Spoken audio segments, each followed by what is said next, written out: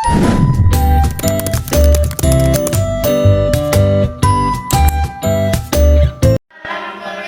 warahmatullahi wabarakatuh. Kami dari kelompok 3 ingin mempresentasikan hasil makalah tentang Kerajaan Sriwijaya. Kami beranggotakan 4 anggota. Yang pertama, nama saya Dimas Adityawan. Saya Sabrina Nurhalisti. Saya Nada Safaira Rizky. Saya Awi Nadia. Kerajaan Sriwijaya. Pendahuluan. A. Latar belakang. Kerajaan-kerajaan Indonesia mengalami pertumbuhan dan perkembangan menjadi bentuk-bentuk kesatuan. Besar pertumbuhan dan perkembangan tersebut tidak terlepas dari keberadaannya kerajaan-kerajaan di Indonesia seperti Hindu, Buddha, dan Islam. Keberadaan kerajaan-kerajaan tersebut telah mewarnai sejarah kerajaan di Indonesia. Kerajaan-kerajaan di Indonesia sangat banyak memberikan pengaruh terhadap masyarakat Indonesia pada umumnya. Pada zaman kerajaan berkembang agama Hindulah yang pertama kali masuk ke Indonesia dengan diperkirakan pada awal Tarik Masehi dan berkembang sampai kerajaan-kerajaan Islam bermunculan. Kerajaan Sriwijaya merupakan salah satu kerajaan Buddha di Indonesia. Banyak hal yang menarik dan kerajaan Sriwijaya dari sepeninggalannya, sejarahnya atau yang lainnya. B. Rumusan masalah. Sejarah berdirinya Kerajaan Sriwijaya, bagaimana letak dan wilayah kekuasaan, bagaimana kehidupan masyarakat Sriwijaya, bagaimana keuntungan Kerajaan Sriwijaya, sumber sejarah Kerajaan Sriwijaya. C. Tujuan. Makalah Kerajaan Sriwijaya ini dibuat dengan tujuan untuk memenuhi tugas dari mata pelajaran sejarah serta untuk memberikan informasi kepada para pembaca.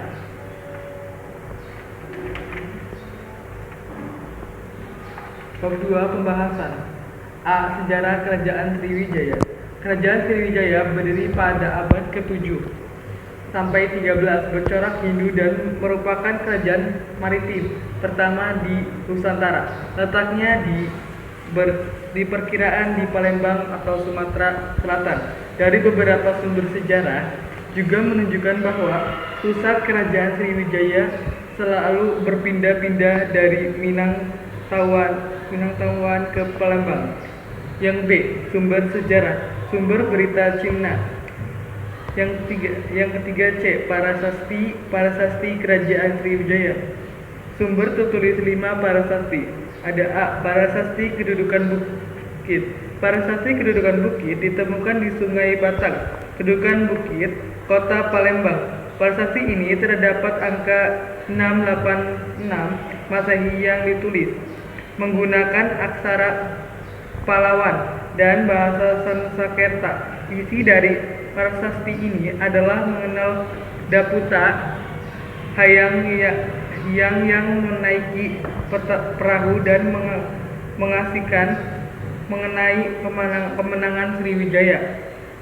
Yang B. Prasasti Talang Tulo. Prasasti Talang Tulo ditemukan oleh Louis Constantine Westanic, Presiden Palembang, pada tanggal 17 November tahun 1920 di kaki Bukit Sungatang atau Bukit Singgutang dan dikenal sebagai salah satu peninggalan kelautan Sriwijaya. Keadaan fisiknya masih baik. Di engan bidang dasar yang ditulis berukuran 50 cm kali 80 cm. Prasasti ini berangkat tahun 606 Saka 23 Maret 684 Masehi, ditulis dalam aksara Palava bahasa Melayu kuno dan terdiri dari 14 baris. Sarjana pertama yang berhasil membaca dan menganalisakan prasasti tersebut adalah Van Ronkel dan Bos, yang dimuat dalam Akta Orontali sejak tahun 1920. Prasasti tersebut disimpan di Museum Nasional Indonesia di Jakarta dengan nomor Kintavarsis D145. C. Prasasti Telaga Batu. Prasasti Telaga Batu 1 ditemukan di sekitar kolam Telaga Biru tidak jauh dari Sabokingking, Kelurahan Ilir, Kecamatan Ilir Timur, Kota Palembang, Sumatera Selatan pada tahun 1935. Prasasti ini sekarang disimpan di Museum Nasional dengan nomor D.155. Di sekitar lokasi penemuan prasasti ini juga ditemukan prasasti Telaga Batu 2 yang berisi tentang keberadaan suatu vihara di sekitar prasasti.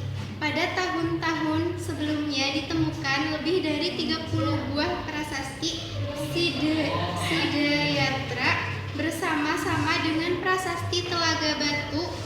Prasasti-prasasti tersebut kini disimpan di Museum Nasional Jakarta. Prasasti Telaga Batu dipahatkan pada sebuah batu andesit yang sudah dibentuk sebagaimana layaknya sebuah prasasti dengan ukuran tinggi 118 cm dan lebar 148 cm. Di bagian atasnya terdapat hiasan 7 ekor kepala ular kobra dan di bagian bawah tengah terdapat semacam cerat atau pancuran tempat mengalirkan air pemandian.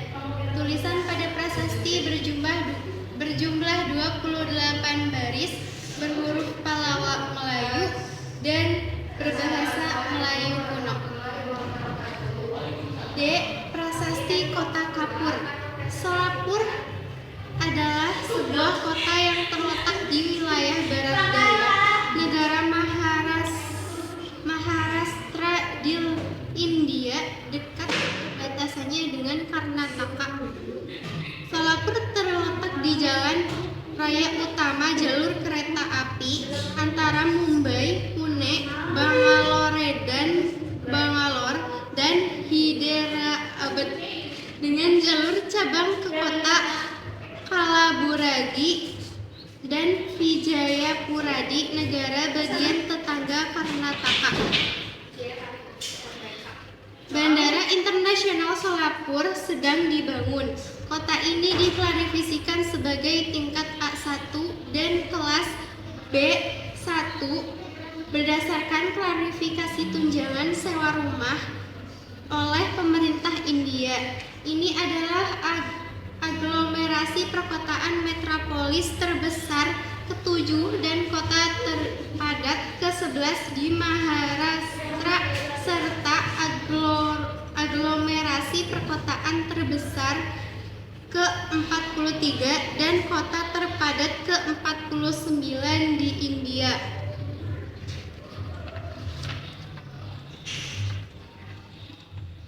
E. Prasasti Karangbirahi. Prasasti Karangbirahi adalah sebuah prasasti dari zaman Kerajaan Sriwijaya yang ditemukan pada tahun 1904 oleh kontrolir L.M. Berhout di tepian Batang Merangin. Prasasti ini terletak di Desa Karangbirahi, Kecamatan Pamenang, Kabupaten Merangin, Jambi. Prasasti dibuat dari bahan batu andesit. Prasasti ini berbahasa Melayu kuno, ditulis dalam aksara Pallawa dengan pertanggalan abad ke-7 Masehi sekitar 680-an. Isinya tentang kutukan bagi orang yang tidak tunduk atau setia kepada raja dan orang-orang yang berbuat jahat. Kutukan pada prasasti ini mirip dengan yang terdapat pada prasasti Kota Kapur dan prasasti Telaga Batu yang ditemukan di Bangka dan di Palembang. Penaklukan Jambi oleh Sriwijaya sendiri telah terbukti dari pernyataan Etsing pada tahun 685 Masehi saat pulang dari India. dan mengatakan bahwa Jambi atau Kerajaan Melayu sudah menjadi bagian dari Sriwijaya. Gambar-gambar prestasi, prestasi Terang Pulo, prestasi kedudukan bukit, prestasi Tenggala Batu, prestasi Kota Kapur, prestasi Karangpiali. D. Agama Kerajaan Sriwijaya pada abad 5 I.11 Sorka agama Buddha menjadi salah satu diri kerajaan Sriwijaya yang pengaruhnya cukup luas sampai ke Sri Lanka, Tradisi dan India. Ekonomi Kerajaan Sriwijaya dilihat dari telaka geografi. Daerah Kerajaan Sriwijaya mempunyai letak yang sangat strategis, yaitu di tengah-tengah jalur penyerahan penggunaan antara India dan Cina. Di samping itu, letak Kerajaan Sriwijaya dekat dengan Selat Melaka yang merupakan urta nadin memperhubungkan bagi daerah-daerah di Asia Tenggara. Hasil bumi kerajaan Sriwijaya merupakan modal utama bagi masyarakatnya untuk terjun dalam aktivitas penyerahan dan perdagangan.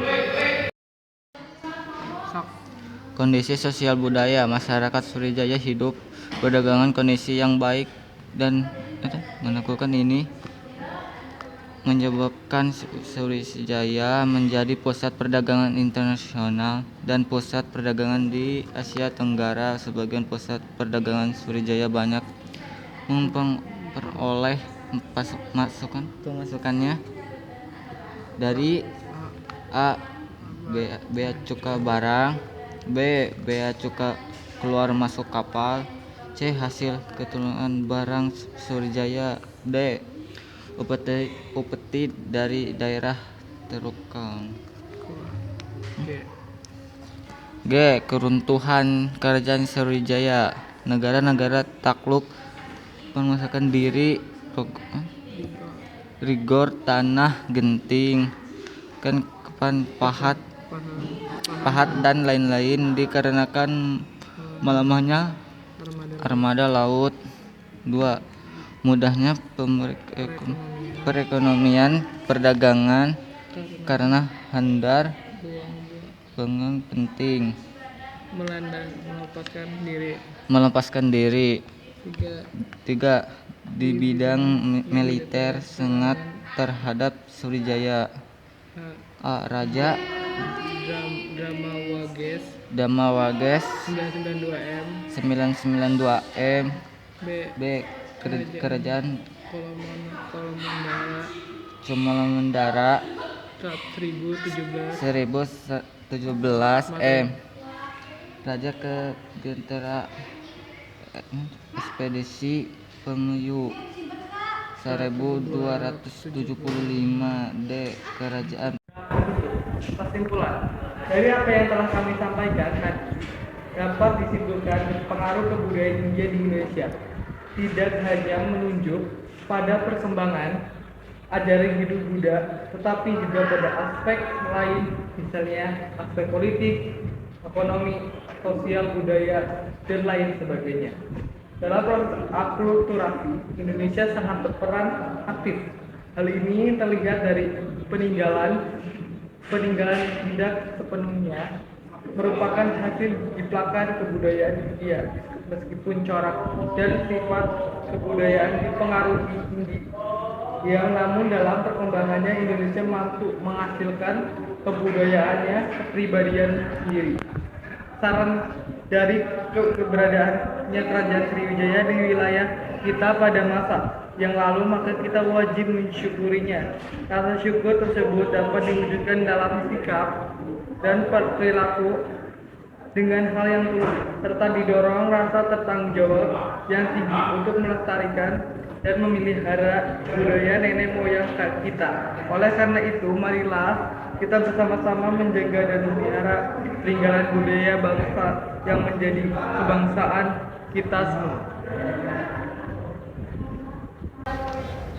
Sekian dari kelompok kami. Mohon maaf bila ada yang kesalahan atau kesalahan kata. Wabillahi taufiq wal hidayah. Wassalamualaikum warahmatullahi wabarakatuh.